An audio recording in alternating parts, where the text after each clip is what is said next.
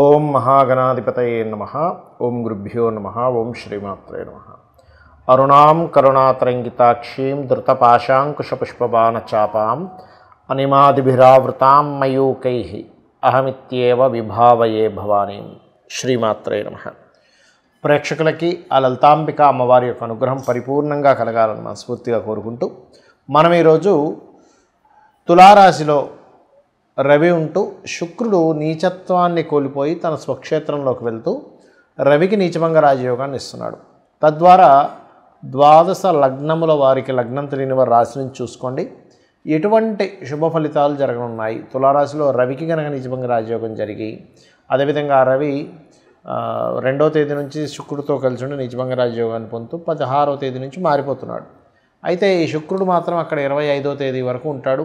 మధ్యలో ఆఖరి 2 రోజులు కూడా బుధుడు కూడా కలుస్తాడు. దీనివల్ల కొంత యోగాలు కలుగుతున్నాయి. దాని మూలంగా ఎటువంటి విషయాల్లో బాగుండబోతుంది, మరి మిగతా పాపగ్రహాల సంబంధం వల్ల ఇటువంటి విషయాల పట్ల కాస్త జాగ్రత్తగా ఉండాలనేటువంటి అంశాలు చెప్తుంది. నేనైనప్పటికీ కూడా చెప్పిస్తుంది సాక్షాత్ లలిత అమ్మవారిగా భావిస్తూ ఒక్కొక్కటిగా మనం తెలుసుకుందాం. ధనుస్సు వారి కనుక చూసుకున్నట్లయితే లాభస్థానంలో నీచభంగ రాజయోగం రవికి కలిగింది. 2వ తేదీ నుంచి 25వ తేదీ వరకు ఉండేటువంటి గ్రహస్థితిలో ముఖ్యంగా వ్యాపారాలలో లాభాలు, ఎక్కడికో వేరే ప్రాంతానికి వెళ్ళి అక్కడ ఏదైనా సరే బిజినెస్ ప్రారంభిద్దాం అనుకునేటువంటి వారికి బాగుంది అని చెప్పుకోవచ్చు. అలాగే కొంతవరకు కొన్ని ఈవెంట్స్ ఇంట్లో కొన్నిసార్లు చూడండి, పలానా ఈవెంట్ అవ్వాలండి, ఎందుకో ఎప్పటి నుంచో మేము పెండింగ్ పడిపోతుంది అని అనుకుంటూ ఉంటారు. అటువంటిది ఏదైనా ఒక శుభకార్యము గృహంలో జరగడానికి అనుకూలిస్తుంది ఇక్కడ. అయితే ఇక్కడ ఈ 12వ స్థానంలో ఎప్పుడైతే కుజుడు బుధుడు ఉంటున్నారో ఈ కుజ బుధుల యొక్క సంబంధం ఏదైతే ఉందో ఇది ఇచ్చేటువంటి రిజల్ట్ ఏమిటి అని చెప్పి చూసుకున్నట్లయితే ఇది ప్రధానంగా గుర్తుపెట్టుకోండి. ఈ కుజబుధులు ఎప్పుడైతే ఉన్నారో ఈ కాంబినేషన్ ఏదైతే ఉందో పర్టికులర్గా ఈ కుజ బుధ కాంబినేషన్ పర్టికులర్గా ఇచ్చేటువంటి రిజల్ట్ ఏమిటి అని చెప్పి చూసుకున్నట్లయితే ఈ 12వ స్థానం అనేటువంటిది ఇన్వెస్ట్మెంట్ స్థానం కాబట్టి ఇన్వెస్ట్మెంట్స్ విషయంలో కొంచెం జాగ్రత్తగా ఉంటూ మీకు 3వ స్థానంలో ఉండేటువంటి రాహు 4లో ఉండేటువంటి శని వచ్చి కలుస్తున్నందుకు ధైర్యంగా కొన్ని నిర్ణయాలు తీసుకుంటారు. కాకపోతే ఇన్వెస్ట్మెంట్స్ చేసేటప్పుడు ఆ యొక్క ఇన్వెస్ట్మెంట్స్ మూలంగా కుటుంబ సభ్యుల్లో ముఖ్యంగా జీవిత భాగస్వామితో కానివ్వండి, సంతానంతో కానివ్వండి, ఫ్రెండ్స్ వాళ్ళ మూలంగా కానివ్వండి, ఒక్కోసారి మనం చూడండి మనం ఇన్వెస్ట్మెంట్ చేస్తాము, ఫ్రెండ్స్ని కూడా పెట్టమంటారు, నేను పెట్టాను చాలా డబ్బులు వస్తుంది నువ్వు పెట్టా అంటాం. తీరా వాళ్ళందరూ పెట్టాక ఏదైతే కొన్ని ఫ్రాడ్స్ జరుగుతూ ఉంటాయి. అయ్యో వాళ్ళందరితో పెట్టించాను, ఇప్పుడు వాళ్ళు ఏమంటారు నేను నమ్మి పెట్టాను నువ్వు బాధ్యుడు అంటూ ఉంటారు. కాబట్టి ఇటువంటి విషయాలలో ముఖ్యంగా మీతో పాటు మీ ఫ్రెండ్స్ని కూడా ఇన్వెస్ట్మెంట్ చేయించేటువంటి అంశాలలో చాలా చాలా చాలా జాగ్రత్తగా ఉండాలి ధనుస్సు వారు. ఇక మీరు నిత్యము చేయవలసిన దేవతారాధన లక్ష్మీ నరసింహస్వామి యొక్క ఆరాధన చేయండి.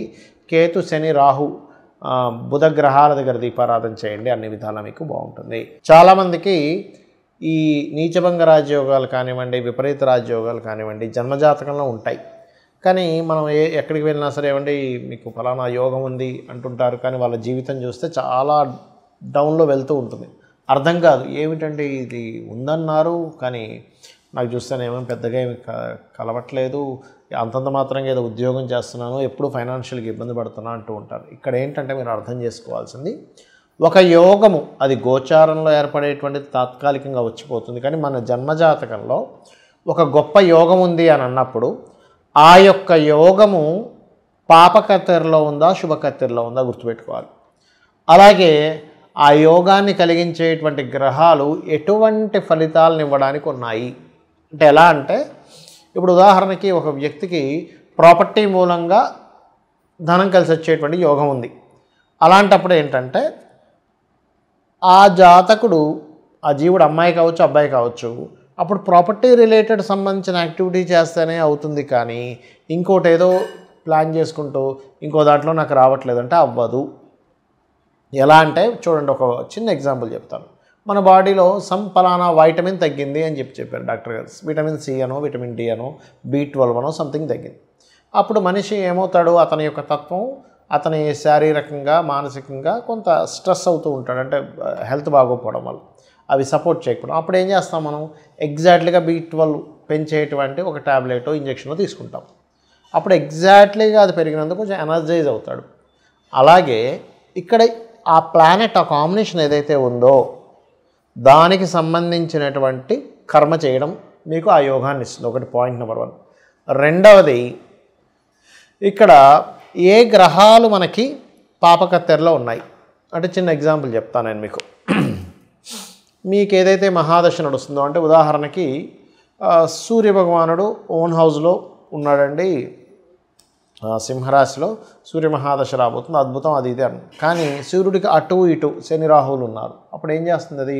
అది ఇవ్వలేదు రిజల్ట్. ఎలా అంటే ఒక ట్రాఫిక్లో ఒక వాహనం కనుక స్ట్రక్ అయిపోయినప్పుడు అటు ఇటు వాహనాలు ఉన్నప్పుడు ఎలా అయితే ఇబ్బంది అవుతుందో ఆ రకమైనటువంటి ఇబ్బంది అనేటువంటిది కలుగుతుంది, గుర్తుపెట్టుకోండి.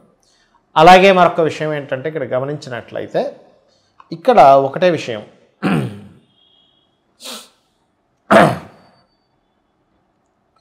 ఇక్కడ ఏంటంటే మీకు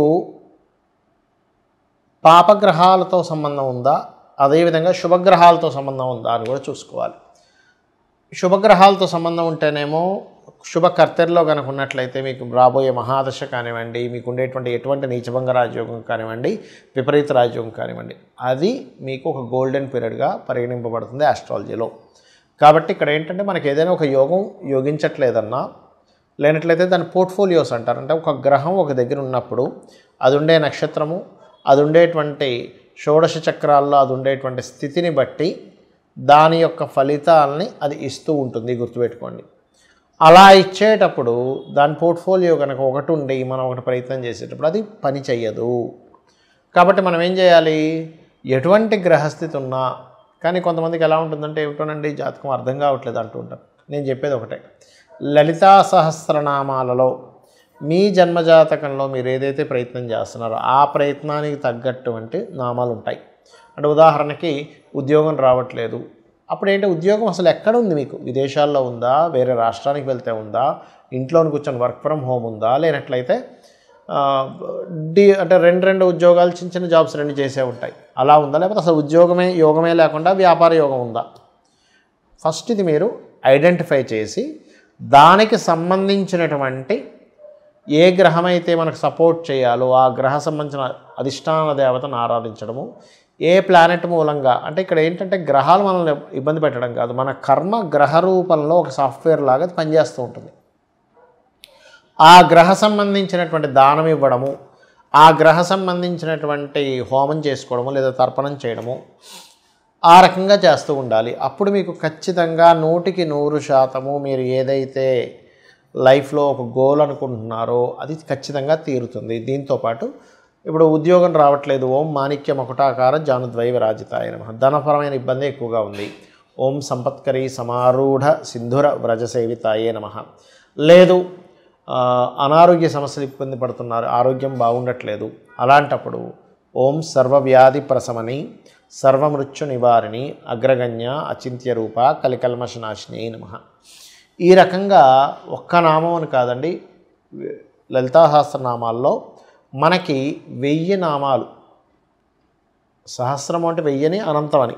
అంటే అమ్మవారు ఇక్కడ మనం అర్థం చేసుకోవాల్సింది అనేక రూపాలలో ఉన్నటువంటిది అమ్మవారు. ఆ అనేక రూపాల్లో ఉన్నటువంటి అమ్మవారిని, ఆ ప్రకృతి రూపంలో ఉన్నటువంటి అమ్మవారిని మనం గుర్తిస్తూ తత్సంబంధించినటువంటి ఆరాధన భక్తి శ్రద్ధలతో ధర్మబద్ధంగా ఉంటూ ఎవరైతే చేస్తారో ఖచ్చితంగా అమ్మవారి యొక్క అనుగ్రహం మనకి కలుగుతుంది.